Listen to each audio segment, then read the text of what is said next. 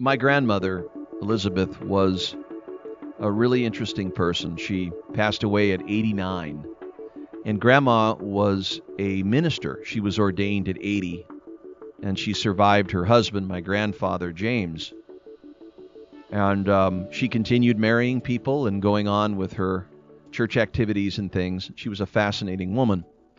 And I remember 2 weeks from the end of her life, I was up in Montecito, California, and my wife and I were sitting down with her, and I looked across at her, sitting in her chair, and she looked at me with this strange, deep, puzzled concern, like I don't have the time to get to the dreams and aspirations that I still have. She said, "John, I have work to do, and I don't have the physical ability to do it."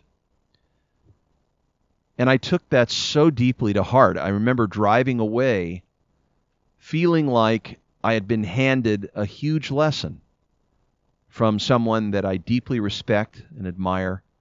And I thought to myself, I bent the beam back to me and just made a pact with myself that I would not say that.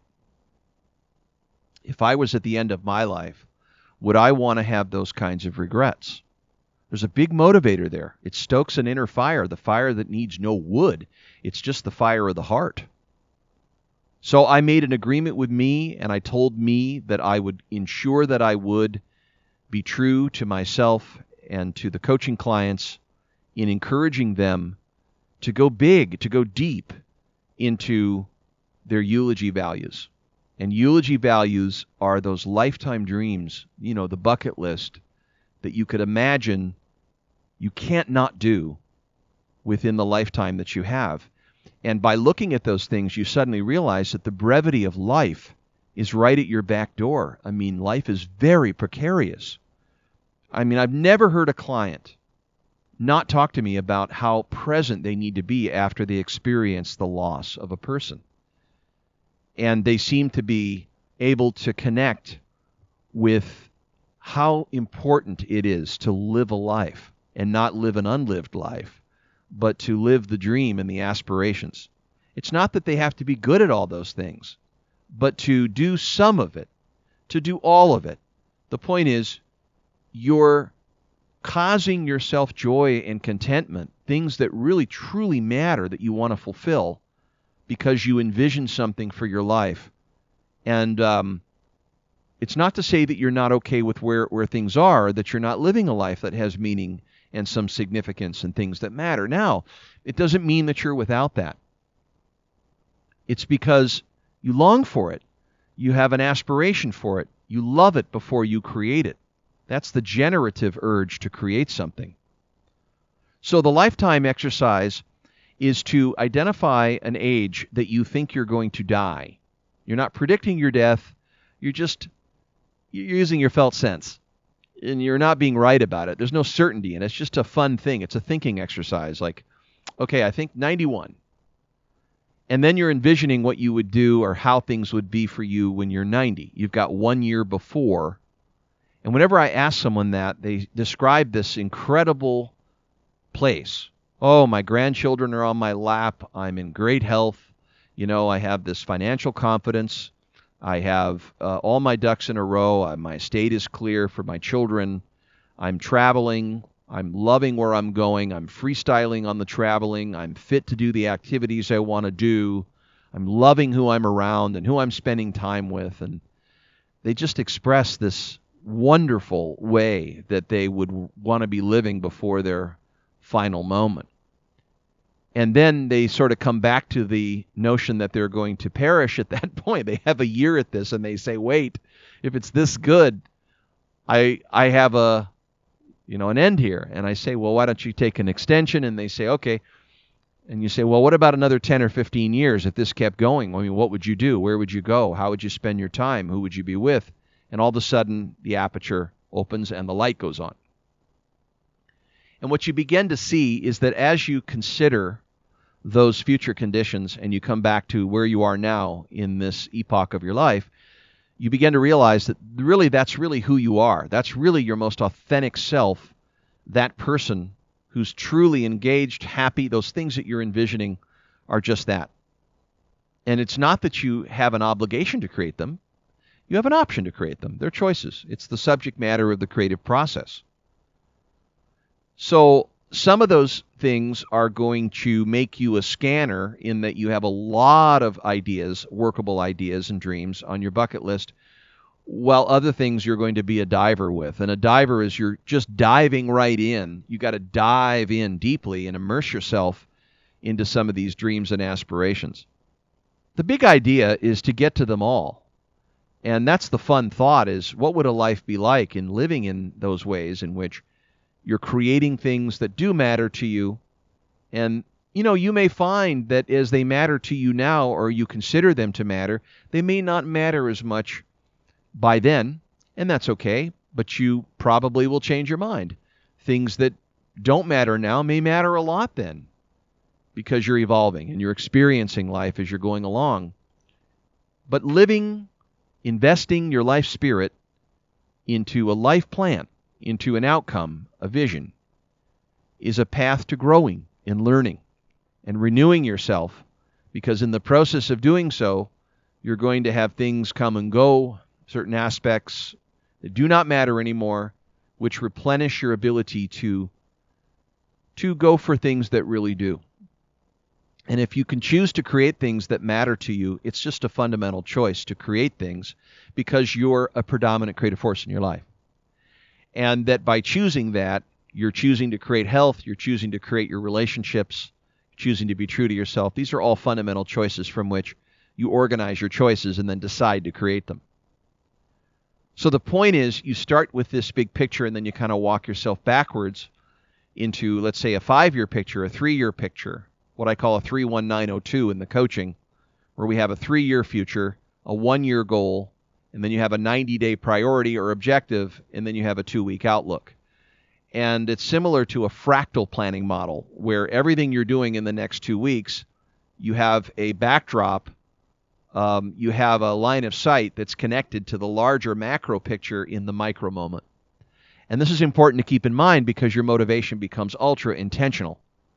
And it's exciting because you see your opportunities now to make good choices, decide to create them, and as you stay true to those things, it creates an amazing momentum. And some things you will and some things you won't create. You'll revise decisions, but the point is you're learning, and that's your orientation to the moment, is to be a learner. And sometimes the process itself is its own reward. Maybe by the time you create what you had in mind, it comes out in a way that you didn't expect. But still, there's an itinerary there, and there's a journey. So the biggest challenge is to take a moment in your life, a retreat moment for yourself, and to reflect on the action, to reflect on the lifetime that you've had, and replay this lifetime to what brought you here, and sort of consolidate your gains, bring yourself current, and then do this lifetime consideration of starting from this place where you get this extension, and then looking back to the present and thinking about your 3, your 1, your 90, and your 2, so that you're organizing your decisions by what does matter to you. And what's really beautiful about that is the involvement that you have in your life. I think we're all happier when we're involved. We gain great pleasure out of moving towards something that deeply engages us, we care about and create. And we're pulled by it. And some say, well, no, I got to really commit to something here, or I don't have the ability to execute, or, I don't know if it's really the right thing. I might be disappointed when I get there. But it's really simple. It's not all that. It's not a problem to solve. It's just an idea that orients us. It does something to us. It's not that it's the right one or not. It just does something now to us and orients us in a creative way. That makes all the difference because it gives us a place to go. And then it also unearths the current reality that we have of what we have now and where we are in comparison to or in relationship to where we want to be. And living between those two, the current and the future, is an interesting system because it seeks to resolve naturally when we establish and hold it over periods of time. And it's like having a little companion that helps where gaps are being closed by the laws of nature, where tension between them seeks resolution, and you have to hold it. Outcomes come on their own time frame. They don't always come on your preferences or expectations. We have to let go of our control. So I often say that intention is great, but have wise innocence to know the limits of it. Because what you do is a byproduct of your intention. It's not your expectations. But the wiser innocence is being ready for anything and expecting nothing as you go along. So open with your fierce attention to the sea of possibilities that await you, that you've unblocked your reception, and that you show up and you see what's really going on, and you can sense what has heart and meaning in it, and it becomes your teacher. And you can make creating a way of life. The business you have is the subject matter of creating, just like creating your children, or creating a book, or creating a song, or creating a career, or creating a marriage. To be involved, that is truly the reward. And then if you get there, you create a universe, you live in that universe, and you accept, and then you have the platform for continuing to create by what you learn. So I encourage you to take 4 hours, maybe 8 hours, go somewhere quiet, use the intentional stillness to consider this exercise, and then come back to your 3-1 and your 902, and then document it, write it down. And then for the next 90 days, make it a point every day, every week, to review what this is and align your weekly priorities with your larger 90-day rocks and plans. And look at your daily priorities and the things that you choose to do and put your attention. Maybe it's 20, 30, 40% of the time, but you still are involved in the creative process. And that you're truly useful. You're attractive and useful when what matters to you is what you organize your decisions from. And other people seek to co-create with you because of your movements, your causes, and the elements, the callings that pull you forth. So you can do this at any time. You can reconsider your life at any time. You could even go back and think, if I started again and I were to work with these aspirations, would I do it the same way? You can revise because you can. And that way, you don't say, I don't have enough, because that is a misstatement of reality. I don't have enough money, I don't have enough time, all that.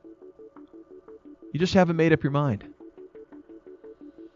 And so it's not a predicting, it's a creating. And that starts with love. And it starts with drawing forth and conceiving of something that matters, and then beginning to move towards that as the learning process unfolds, and you learn how to create it as you do. The way through how is yes. If you'd like more information about high-level performance, visit us on highlevelperformance.com. My name is JD. You can email me at vipcoach@highlevelperformance.com. I look forward to speaking with you. Have a productive day.